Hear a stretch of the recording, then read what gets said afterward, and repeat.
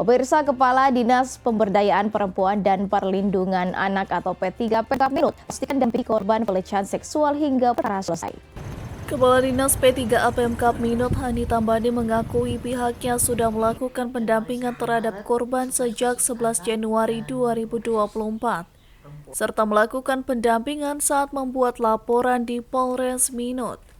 Kadis pun menjelaskan pihaknya telah melakukan pendampingan baik terhadap proses hukum, perawatan kesehatan maupun pemulihan mental korban pasca menjadi korban pelecehan seksual yang diduga dilakukan 9 pelaku secara terpisah.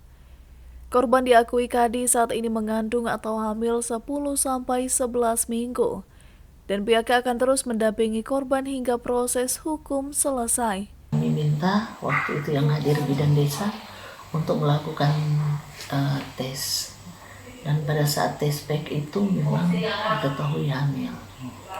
Kami melakukan pendampingan terus sampai kasus ini tuntas, dan pemerintah dalam hal ini Bupati tentunya sudah menugaskan ke kami sebagai kepala teknis, kami akan terus dampingi.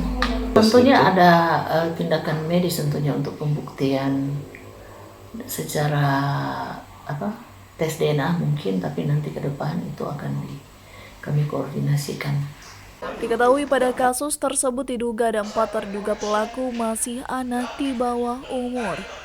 Dijelaskan oleh Kadis, baik pelaku maupun korban jika masih di bawah umur tetapi akan dilakukan pendampingan. Brian Umbo melaporkan untuk Kawan Wa TV.